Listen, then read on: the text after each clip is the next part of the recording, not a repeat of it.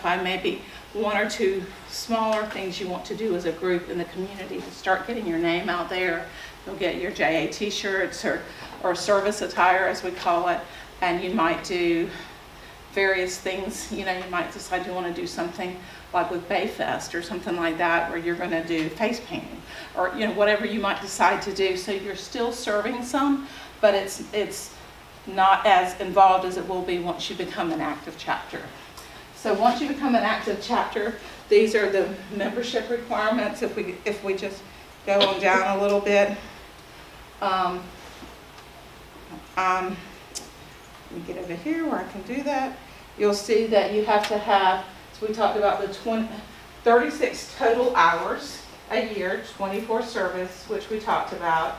The 12 education hours, they're super easy to get for chapter attendance, annual conferences, those types of things. Some chapters will also offer an education hour immediately before or after a chapter meeting. Like say they'll have someone from a social worker from one of the schools come in and talk about the issues that they're seeing in the schools, or they'll have me come in and talk about something with the National Association, or they'll have someone come in and talk about CPR or whatever. The most important thing about education hours that I would tell you is that it has to be available to every member. So you can't say, hey, I'm a nurse and I've got to do this 3-hour thing to keep my license. I want to use those as ed hours. You can't do that because the whole chapter can't do that. So does that make sense? And then the finance hours, there's no national minimum on that. It's a chapter driven thing. So if you decide to do a crawfish boil for your fundraiser and you want every member to spend 3 hours on it, or however you develop that, there's no national requirement on that. Okay. Any questions so far? Okay. So then the next page, if I can get down there, it's not letting me do it, so I apologize.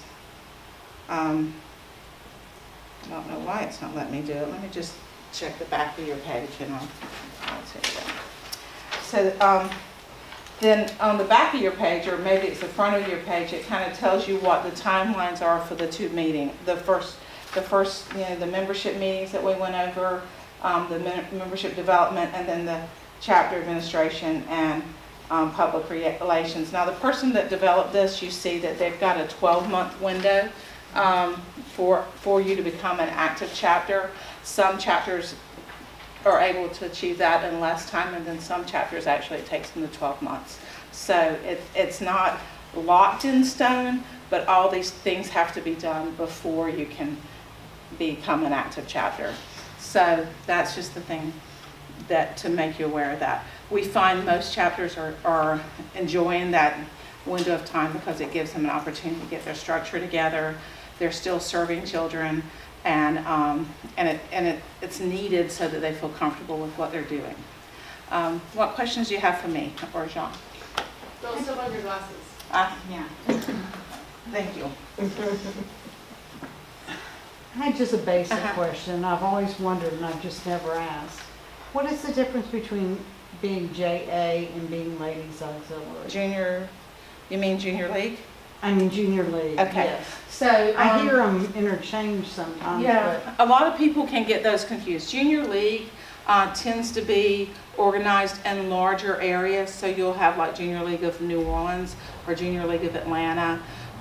They're in larger metropolitan sized cities, where junior auxiliary tends to be in smaller communities.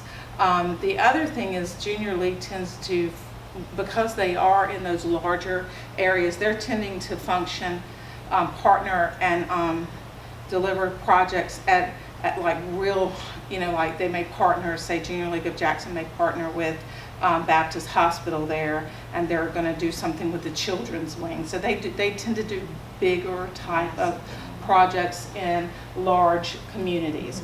Junior auxiliary, we're not often in the same areas, but sometimes there is a little bit of overlap. Like we have Madison County Mississippi, Rankin County, Mississippi, Clinton, Mississippi. So we have all these chapters all around the suburbs of Jackson, and then there's Junior League of Jackson. We've actually have members that have been in both organizations, not usually at the same time, because they don't have the time to do that.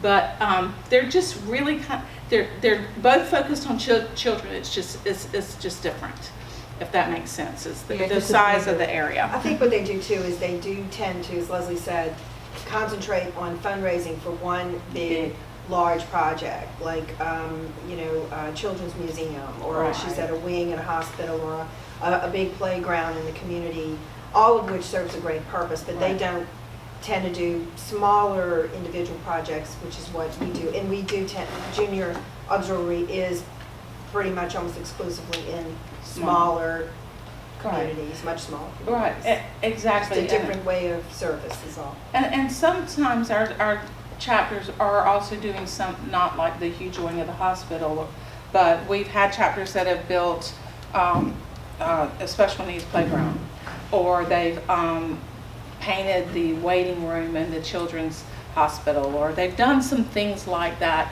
but not quite at the same expansive level. Yeah, so, Monetary skills. yeah. Any other questions? I have a question, just because Mhm. I don't know the answer. So I think in my previous chapters, there's like a membership cap. Is that the same? I mean, what do we Okay, do? so that's one of the things, and one of the things that I really do want to emphasize is we have some structure, the hours requirement, we've talked about that. We'll have some guidelines that are just like, you have to have your 501c3. There's just certain things that the National Association is going to say is a must do. We've really hit those on a high level. But the chapter drives a lot of the decisions, like the same way I indicated that you may decide you want your age limit to be a little higher. You may want to leave it at 21. You could decide you want to have a chapter quota, which means that you're only going to have whatever you vote, 35, 40, 50 active members. Some chapters do that. Some chapters do not. What you generally do, and it is getting a little bit in the weeds, but what you generally do is you would take a look at, say you've got 10 service projects, and you basically know that all in how many service hours or how much it's going to take to do those projects.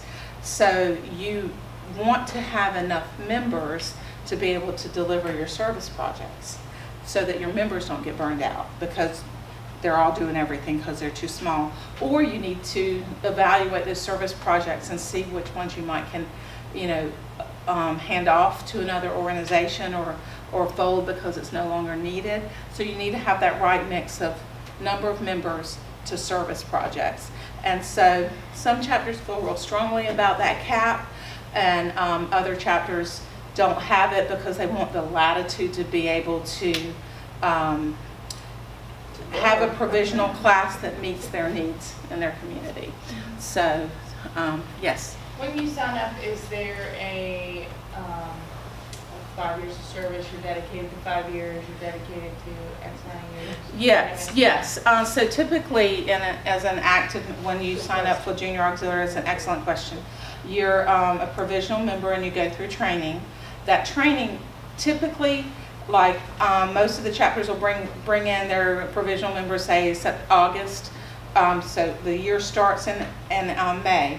They'll bring their provisional members in August. They go through the training, and then around March they've completed their training and they become active members. So you have kind of that window, 6-month window or so, as a provisional member, and then you have 5 years of active service.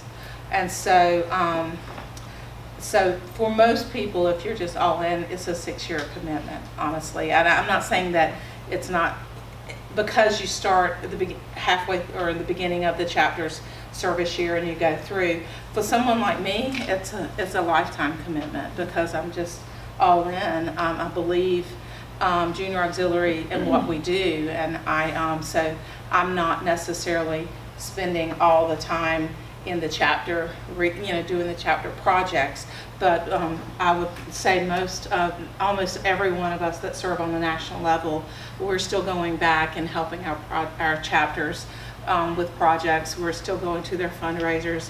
they're coming to us and asking us for the donations, which is fine, it's full course. But it's a lifelong commitment, if you want it to be. So I don't like to really promote the you graduated from JA kind of thing, but there is the 5 active years. And if you had something going on in your life and you needed to take a short-term leave of absence, there will be things in your bylaws that you create that allow your members to do that. I just wanted to clarify something when you talk in terms of provisional, Yeah. here, is that if you vote to become a provisional chapter, that's your provisional year. Yes, that's right. Okay, as founding members of this chapter, you will have completed your provisional term so that when you become an active chapter, you all will become active members. What Leslie is talking about is subsequent years, when you invite ladies to join, they will be expected to go through a provisional training period of about 6 months before they're installed as active members. So that's what we're specifically saying. Absolutely. And I wanted to mention, I'm sorry, go ahead. No, I was just saying, it is invitation. After it's an active chapter, it's invitation. Right, so Right. so your bylaws will have like a membership process in place, and it includes, we'll help you create your membership nomination forms. I strongly encourage you to have that conversation with a person before you're nominating them to be a member, so that they know how many service hours, what's required, that they have to come to the meetings, so that they don't join and then all of a sudden they're surprised. Well, And then it is by invitation after your chapter votes to we want to vote on these 15 people and have them join, and then they elect yes or no. well, typically too, what we do is, what some chapters do, and again, as Leslie pointed out, this will be up to you. We have a model constitution